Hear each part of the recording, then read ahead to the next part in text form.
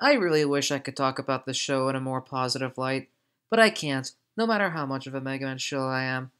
Hey guys, my name's Hapai, and I want to do something different, complaining about something on the internet. Wait, isn't that something everyone does? Well, I guess it's new for this channel. Don't worry, if I ever become a successful YouTuber, in the highly unlikely event that I do, negativity won't be a big part of my channel. That's not a promise, but a goal for the record. Anyway, you saw the title, so you know I'm going to be talking about Mega Man Fully Charged, the newest cartoon to star the character in the biggest flop this franchise has seen since Mega Man X7 back in 2003. But hub, some of you are probably asking, who and what is Mega Man? Well, Mega Man is one of Capcom's flagship franchises alongside Street Fighter, Resident Evil, and Monster Hunter. The franchise has spawned multiple different sub-series from the more famous ones like the Mega Man X series, to the more obscure ones like Mega Man ZX or Star Force. However, the classic series remains the most popular and iconic. I'm sure I could put this fired up on screen, and I'm willing to bet most of you have said, oh yeah, I've seen that somewhere before. Those who are not really that familiar with the franchise may also know Mega Man from Smash Bros., as he's now one of the many third-party characters. In terms of Mega Man cartoons, the most famous one is the Ruby Spears cartoon from the mid-90s. You know, the one with the memes. Now I've got your power!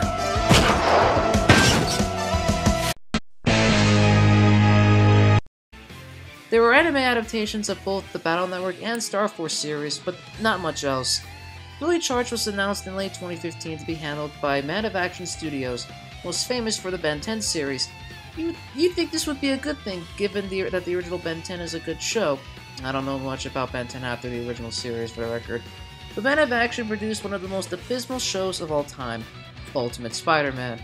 You know, the one where Spider-Man was an obnoxious idiot and had none of the depth that the character is known for. Hola! ¿Dónde está la biblioteca? However, Man of Action making one awful show isn't enough to blacklist them in my books, even if that awful show is based on the character that I hold near and dear to my heart. Fully Charged was an opportunity to not only give Mega Man fans a good cartoon, but also introduce an entire new generation of fans to the series.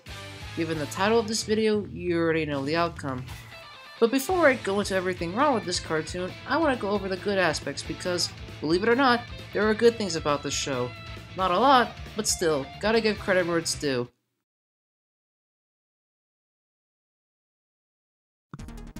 The first good, well, more like decent thing about Fully Charged is the theme song. It's nothing special and doesn't come close to beating the awesomeness that is Super Fighting Robot Mega Man! But it could be worse. The Mega Man 2 title theme at the end is a nice touch to end it off with too, I gotta admit. Someone like Mega Man! Mega Man! The only other good thing about Fully Charged is that there's this event that's brought up a few times throughout the series, and that's this robot-human war. Prior to the events of Fully Charged, there was a war between robots and humans, which is pretty interesting, and serves as the catalyst for the events of Fully Charged. At least this series isn't completely hollow. Well, that's the good stuff out of the way, time for the bad! Let me start off by saying this. None of my problems with Fully Charged have to do with the fact that it's different compared to the Mega Man I'm used to. It's very easy to mock someone for not liking an adaptation, because it's not 100% accurate to the source material, or for their liking. But in my case, that's not even a problem with Fully Charged. The problem with Fully Charged is that it tries to do what Mega Man Battle Network did, take the franchise in a brand new direction. And while that worked well for Battle Network, it really doesn't work at all with Fully Charged. Before we get into the main aspects of FC, I need to discuss some of the more surface level stuff, starting with the animation. I'm not an animation expert. I couldn't tell you the first thing about animation or how to do it well, but even I could tell you that Fully Charged doesn't look very good. I've seen someone say that Fully Charged looks like a Nick Jr. cartoon, and it kinda does. The backgrounds are generic and look very plain, the characters have this sort of unappealing, uncanny valley look to them, and the character designs aren't anything to write home about. I've seen people say that one of the reasons why Fully Charged is so bad is because it's animated with CG.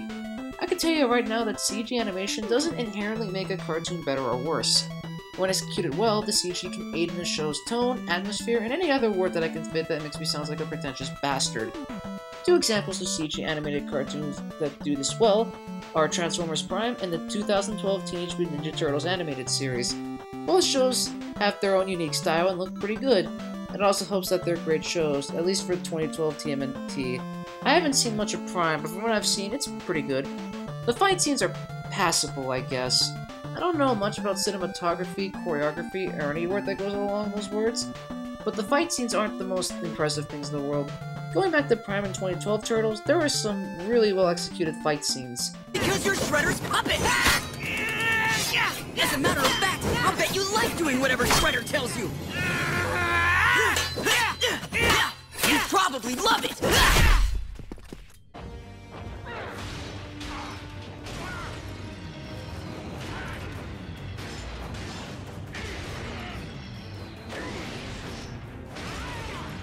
I'm not asking for an amazing fight in each every time, but I needed a little more than what Fully Charged has to offer in that regard. The voice acting is, once again, passable.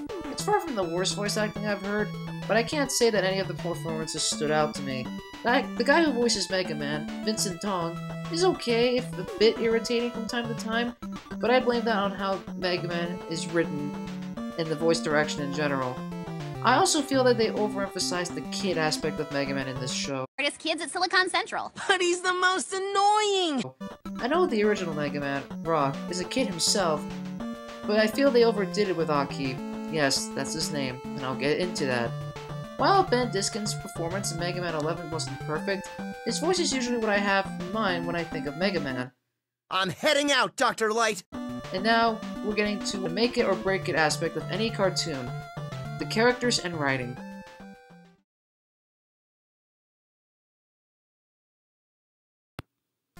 To say that Mega Man Fully Charged's writing is not very good would be an understatement. It's not the worst writing I've ever seen, but it still falls flat in a lot of places. One of those places being the characters. If the characters aren't forgettable, they're really annoying. Let's start with Mega Man, or Aki Light as his show calls him in his non-combat form. I don't think I need to say this, but it's a bad sign when the most annoying character in your show is the main character, the character we spend the most time with.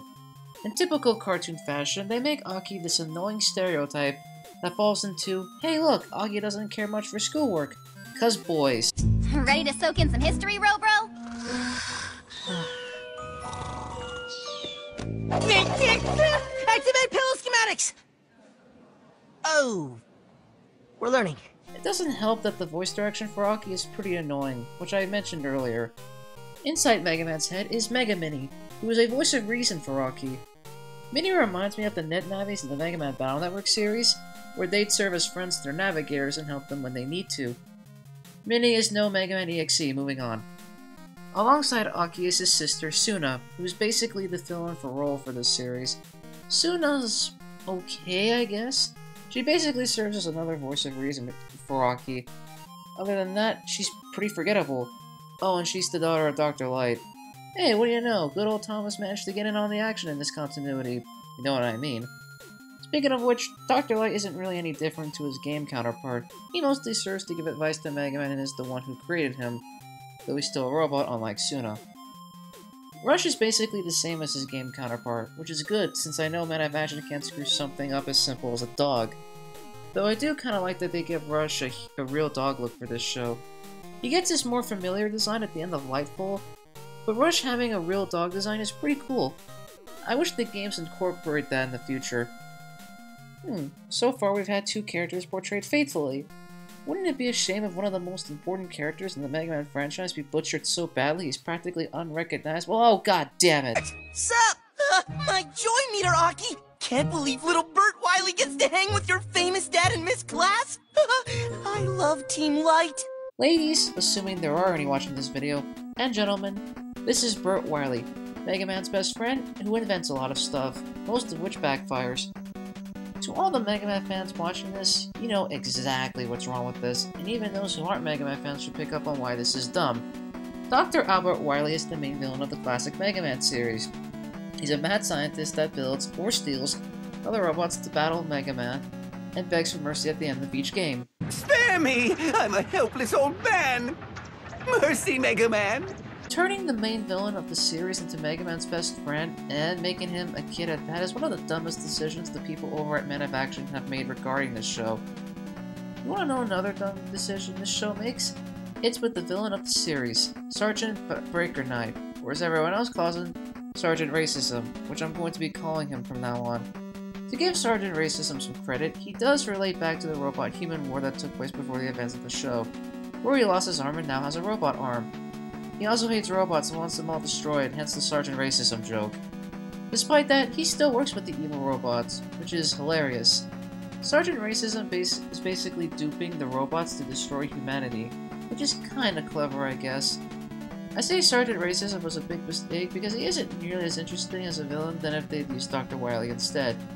Then again, that would require Men of Action to understand Mega Man, which they don't. In terms of the evil robots, or Robot Masters as I tend to know them, most of them come from the games.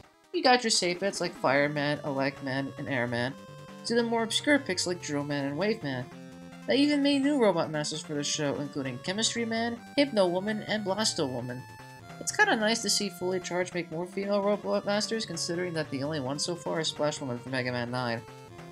There isn't really a whole lot to say about them other than they're kinda cool, I guess. Another major failing of the writing is that they tried to incorporate morals.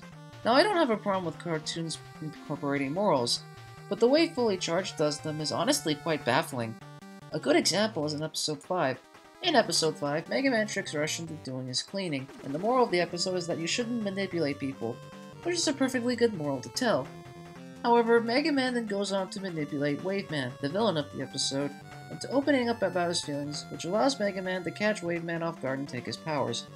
So, apparently, manipulating people is bad, but it can also work out for you. That's totally not confusing at all. Episode 9 has another great example. This episode is about not judging people based on their previous actions. Which is fair enough, I suppose, but the problem is that the episode uses Hypno Woman to be the person that Mega Man shouldn't judge. I'm sorry, but Mega Man has all the right to judge her, considering that she's known for doing evil things. Sure, Hypno Woman may have not done anything evil in that episode, but it's completely fair for Mega Man to judge her. I think the winner of the fucked up moral shenanigans is episode 15. This episode starts off with Mega Man fighting Drillman, and Mega Man wants to stop the fighting in a non-violent manner. So what does he do to stop Drillman? He uses Hypno Woman's powers to mind control Drillman into wanting to pursue his dream of being a DJ. Yes, you heard me. A robot named Drillman wants to be a DJ. In episode 3, Drillman's introduction, he explains that he wanted to be a musician, but his father wouldn't approve and the family business was bought out. I guess the robots in this universe have more free will compared to the games? So I take it everyone's a reploid in this universe. If that's the case, why not just do whatever you want then? You don't have to have drills on your hands. You get them removed if you want, right? Fucking I don't know. The rest of the episode tries to convey the message of not taking the easy way out, but I have no idea how they came to this conclusion. Mind control isn't something that's easily ignored or seen as the easy way out. This isn't even the last time in the episode Mega Man uses mind control. He uses mind control on his teacher as well. I swear, this incarnation of Mega Man is a fucking menace. I could see the headline now. Mega Man uses mind control to solve problems, causes more problems, and abuses power. So yeah, this show can't teach anything. Now we get to the part of Fully Charged that I really can't stand. The pandering. When I watched the first episode, about a few seconds in, the Mega Man 2 title screen was recreated using 8-bit visuals. At first I was like, wow, that's pretty cool, but I didn't expect them to use 8-bit sequences. But then I was shocked to discover that every episode had at least one 8-bit sequence, and it really started to grate on me. Having an 8-bit sequence once every few episodes is fine, but the way they're done in Fully Charged is so forced, and some are so short, it brings to mind as to why they're even there in the first place. Then it hit me. They're pandering to the fans. Why else would they make it to where each episode has one of these? Mega Man's famous for being 8-bit. I'm sure you've seen a lot of custom characters that were made with this Mega Man sprite. It's almost like Men of Action said to themselves, what we have so far isn't pleasing the fans, so add 8-bit sections to show them that we get Mega Man. Yeah, sorry, that ain't working. When some Robot Masters are introduced, they have backgrounds that are clearly from the games. For example, when Drillman and Waveman are introduced, those are literally the same graphics that were taken from their respective stages in the games. There's also this episode that takes place in a museum, and right from the opening frame, we see a painting that took X's pose from the American X1 box art, and upon seeing that, I said to myself, oh good, more pandering. And this isn't even the only occurrence in the episode. Here's some screenshots later in the episode that try to recreate some Mega Man box arts or artwork.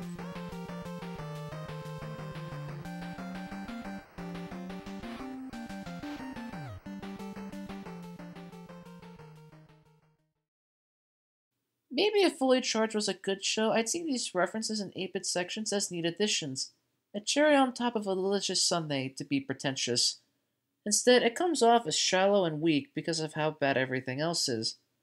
Before I wrap things up, I have to talk about the other part of the title of this video, the deserved better part. Fully Charged was originally supposed to air on Disney XD, but at some point Disney declined FC, as I guess it didn't meet their quality standards. Didn't stop them from airing Ultimate Spider-Man though.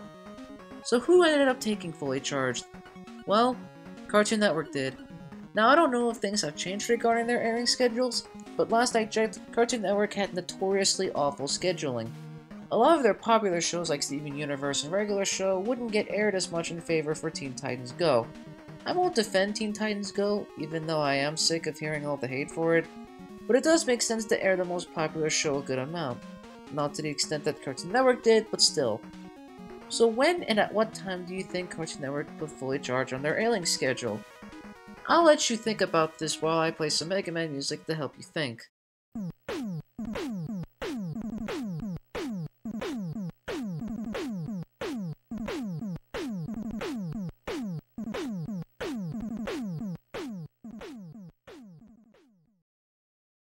Have your guess? Well, Fully Charged airs at 6:30 in the morning. On a Sunday! You might be thinking, well, that's one of the times Fully Charged is aired. Oh no, this is the only time Fully Charged is aired. Sure, the first 10 episodes were released on their website, but how are you going to get kids to watch the show on your website when you give it such an abysmal time slot? What kid is going to want to get up that early on a Sunday to watch a show that only gets aired at that time? At least have it play at 7 in the morning on the weekdays. Maybe kids will be able to catch it then. Or after school even. I know I've been railing against this show, but if Fully Charged was successful, then it would have meant that Mega Man got a chance to be introduced by the new generation. Sure, I wouldn't have liked it, but at least Mega Man would have had decent exposure. But no, it had to air on a day and time that no kid would even wake up for. It just seems that everyone involved wanted to wipe their hands clean of this mess. I bought the physical version of Mega Man 11, and when I opened the case, all I got was a sheet of paper advertising both the Classic and X Legacy collections, and that was it. There's no sheet advertising Fully Charged. It's not on the front cover of the game, and not on the back. There's not even a trailer for Fully Charged in the gallery of Mega Man 11 either. Capcom must have been really embarrassed by the quality of this show, so instead of pushing for people to watch it, they decided to abandon it. Granted, I don't blame them for this decision, but it's bad when a company who produces the Mega Man games doesn't want anything to do with an adaptation of the series. And these are the same people who approved the Legend of Chun-Li, for Christ's sake.